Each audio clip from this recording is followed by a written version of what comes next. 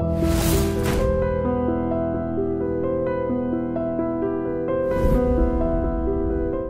this is Ram Gopal Verma and congratulations to iDream for reaching 1 million subscribers. కానీ ఒక జర్నలిస్ట్గా మీరు ఎదుర్కొన్న చేదు అనుభవాలు ఏంటండి?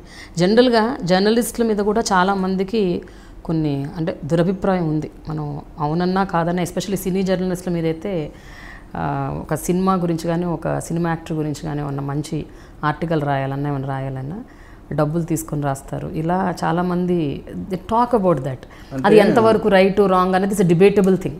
బట్ మీరు ఎప్పుడైనా అడిగారు అంటే అందులో నిజం మీ చెవిల దాకా సోకనేదే మీరు అది అడిగే అవకాశం లేదు. అందులో నిజం ఉంది. డబ్బులు తీసుకుని రాయడం, వాతావరణంలో మందు కొట్టేయడం, ఏది పడితే తినేసేయటం, ఏది పడితే అది మాట్లాడేసేయటం, లూజ్ టాక్, లూజ్ బిహేవియర్స్, అవన్నీ ఉన్నాయి ఆన్ స్క్రీన్. రెండోది ఏంటంటే సినిమా ఇండస్ట్రీ ఏంటంటే ఆన్ స్క్రీన్ ఒక రకంగా ఉంటుంది. ఆన్ స్క్రీన్ హీరోలు, ఆన్ స్క్రీన్ ఆర్టిస్టుల క్యారెక్టర్స్ ఒక రకంగా ఉంటాయి, ఆఫ్ ది స్క్రీన్ క్యారెక్టర్స్ ఒక రకంగా ఉంటాయి, ఎక్స్ట్రా సీన్లో ఉంటారు.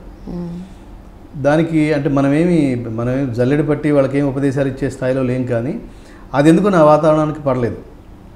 నేను అప్పటికి 10 సంవత్సరాలు నేను దాన్ని భరించటం, లేకపోతే అందులో కొంతకాలం నేను ఆనందించటం, వాళ్ళ దగ్గర నుంచి ఏం నేర్చుకోగలమో అది తెలుసుకోవటం, ఏం నేర్చుకోకూడదో తెలుసుకోవటం. కానీ జనరల్గా అలాంటి గ్యాదరింగ్స్, ఫిల్మ్ గ్యాదరింగ్స్ ఏవైనా ఈవినింగ్ టైమ్స్ ఉంటాయి. కానీ ఈవినింగ్ అంటే ఇంకా అది తాగినాడికి తూలినంత మహాదేవ. అట్లాంటి టైంలో నేను ఉండేవాడిని కాదు. నేను ఇదంతా చూడండి ఎందుకని, ఇప్పుడు నా మీద ఫ్యామిలీ ఆధారపడింది. నేను తాగి వచ్చిన ఇంటికి నన్ను అడిగే వాళ్ళు ఎవరు లేరు. ఫీల్ అవుతారు తప్ప లోపల నువ్వు తాగడానికి వీల్లేదురా, నాన్న కూడా ధైర్యం చేసి అనలేడు. అలాంటి స్థితిలో కూడా నేను ఎందుకని ఒక్క చుక్క కూడా టేస్ట్ చేయలేదు. ఎందుకు, నా స్వభావం ఏమిటి, నేను ఎందుకు సిగరెట్ కాల్చలేదు, నా భోజనం నేను రెగ్యులర్గా గ్రూప్స్తో కలిసి ఉంటేనే కదా మీకు ఇన్ఫర్మేషన్ కూడా వస్తుంది, అసలు లోపల ఏం జరుగుతుంది. లేదు అంటే అప్పుడు ఆ ఇన్ఫర్మేషన్ అప్పుడు ఆ ఎరాలో ఏంటంటే ఈనాడు ఏది రాస్తే అది వేదంగా ఉండేది. ఈనాడు చాలా పాపులర్, ఈనాడు సితారా. మీరు చెప్పిందే ఇంత మీడియా లేదు అప్పుడు మనం చెప్పింది నడిచిపోయేది.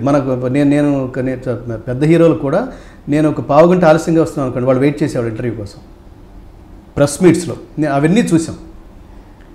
చాలా గ్రేట్ టైం. అది చూసిన తర్వాత రియలైజ్ నేను ఎప్పుడు ఏంటంటే చాలా పీక్స్లో ఉన్నప్పుడే నేను ఎప్పుడు అటాచ్మెంట్ లేకుండా నా వర్క్ చేసేవాడినండి. నాకు భగవద్గీత సారాంశం తెలియపోయింది. కర్మణ్యేవాధికారస్తే మా ఫలేషు కదాచన మా కర్మ ఫలహేతుర్భూర్ మాతే సంగోస్త్వకర్మణి.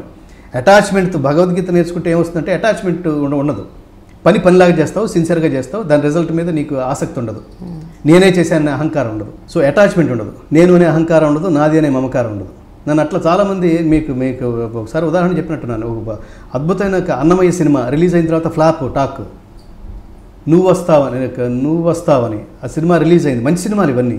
అది ఫ్లాప్ టాక్ వచ్చినప్పుడల్లా ఏంటి ఇంత మంచి సినిమాకి ఫ్లాప్ టాక్ రావడం ఏంటి, అసలు ఇవి చూడకపోతే జనాలకి అసలు మన వాళ్ళకి టేస్ట్ ఉన్నట్టు అసలు లెక్కట్లా పరిగెట్టుకుని దాన్ని అన్నమయ్య సినిమా ఫుల్ పేజ్ ఈనాడులో పెద్ద ఇంటర్వ్యూస్ అట్లా లిఫ్ట్ చేసేవాళ్ళం దాన్ని.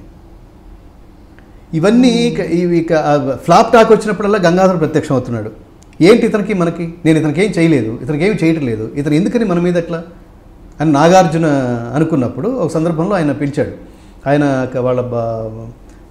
నాగార్జున గారి బావమరిది చలసాని రమేష్ ఒకరోజు, బాబు మీతో మాట్లాడాలనుకుంటున్నారు, నేను తప్పకుండా వస్తానన్నాను. అది వస్తానన్న టైంకి లేట్ అయింది, ఆయనకి ఏదో పని ఉంది, వెళ్ళిపోయాడు.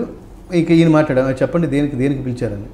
అంటే మేము రాత్రి ఏదో మాట్లాడుకున్నాం, మేమందరం మా ఫ్యామిలీ మెంబర్స్ అందరూ కూర్చుని అసలు మనకి ఒక నలుగురులాగా మనకు నలుగురు నిజమైన మిత్రులు ఎవరు, డిఫరెంట్ ఫీల్డ్స్లో ఉన్నవాళ్ళు. సుఖాలు ఉన్నప్పుడు అందరూ వస్తారు మన దగ్గరికి, కష్టాల్లో ఉన్నప్పుడు వచ్చేవాడు కదా నిజమైన మిత్రుడు. అట్లాంటి 4 మిత్రులు ఎవరు మనకి అనుకున్నప్పుడు 3 మిత్రులు వాళ్ళు ఎవరు అనుకున్నారు. 4 మిత్రులు ప్రశ్నించి గంగాధర్, ఓకే నన్ను అట్లా మీ ఒక మిత్రుడు అనుకున్నందుకు, మీ ఫ్యామిలీ డిస్కషన్లో నన్ను తలుచుకున్నందుకు చాలా చాలా చాలా కృతజ్ఞతలు అన్న. ఆ కృతజ్ఞతలు కాదు బాబు, మీకు 1 లక్ష రూపాయలు ఇమ్మన్నాడు అన్నాడు. అనేసరికి ఆ రోజులో నాకు స్కూటర్ 90స్లో 1 లక్ష రూపాయలు అంటే చాలా పెద్ద అమౌంట్. అంటే 1 లక్ష రూపాయలు ఇమ్మన్నారు అంటే నేను తీసుకోవడానికి సిద్ధంగా లేనన్నా. తీసుకోవడానికి సిద్ధంగా లేను అంటే లేదు మళ్ళీ మీరు అట్లా నో అంటే బాబు బాధపడతాడు అన్నాడు. నేను అన్నాను అసలు ఇట్లా తీసుకున్నాను తెలిస్తే మా బాబు బాధపడతాడు. నేను రాస్తున్నందుకు అది రామోజీరావు గారి ప్లేస్, అది ఈనాడు పత్రిక, అందులో ప్లేస్, ఆ ప్లేస్లో అట్లా ఆ పర్టికులర్ టైంలో దీని గురించి రాయాలనుకున్నా రాసామంతే. మీరు ఇంటర్వ్యూ ఇవ్వకపోతే ఇంకోటి ఎవరి గురించో రాసి ఉండేవాడు. నేను మధ్యలో డూయర్ని తప్ప నేను ఇవన్నీ కూడా అట్లా అయితే ఇట్లా ఇచ్చి నన్ను ఆనంద పెట్టలేరు అన్నాను. అంటే లేదు మీరు తీసుకోవాల్సిందే. ఒక గంట సేపు బేరం జరిగింది. నేను అన్నాను అది మీరు ఎట్లాగో ఒక జర్నలిస్ట్ అనేవాడికి ఇవ్వాలనుకున్నారు, మీరు ఒక పని చేయండి, ఫిల్మ్ క్రిటిక్స్ అసోసియేషన్ అని మాకు అసోసియేషన్ ఉంది, అసోసియేషన్ వెల్ఫేర్ ఫండ్కి ఇవ్వండి అన్నాను. అసలు వీడు మన మాట వినేట్లేడు, వెల్ఫేర్ ఫండ్ ఏంటి సార్ మీకు ఇండివిజువల్గా ఆయన ఇవ్వాలనుకున్నారని.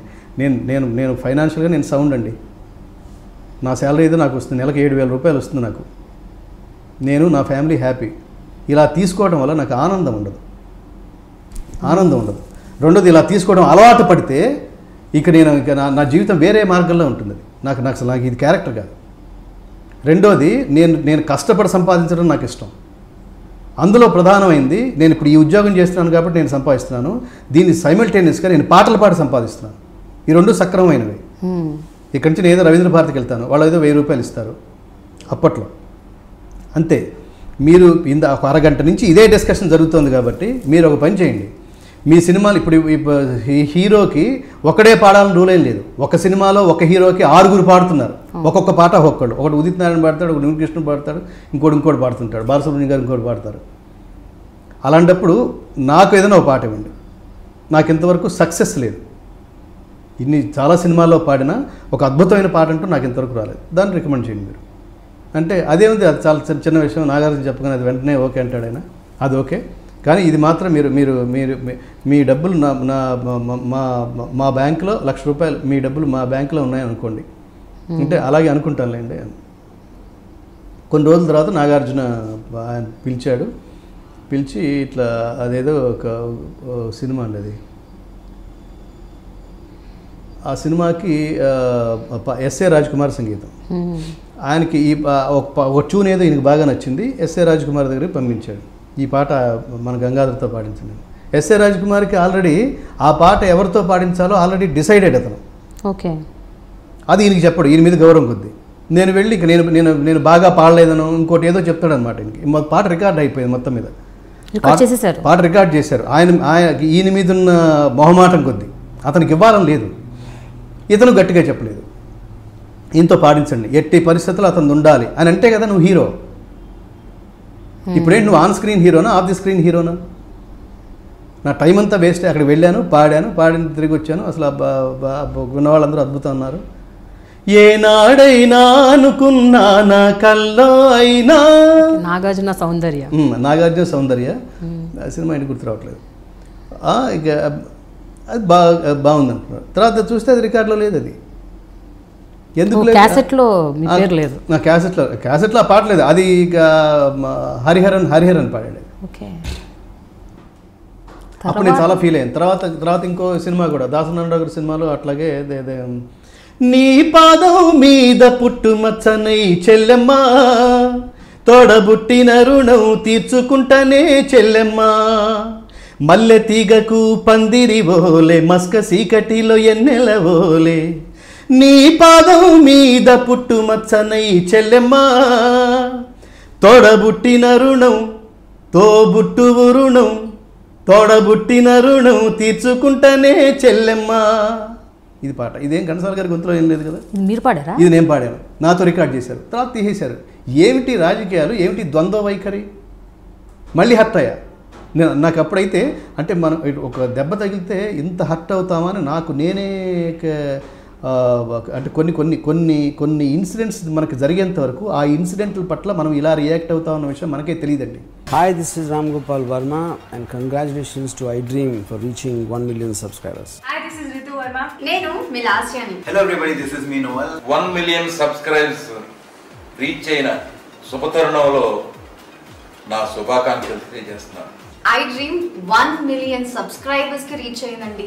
Congrats to iDream Media on reaching 1 million subscribers. iDream Media on 1 million subscribers reach చేసినందుకు all the best and congratulations to you. Congrats iDream. Keep up the good work and continue to entertain us.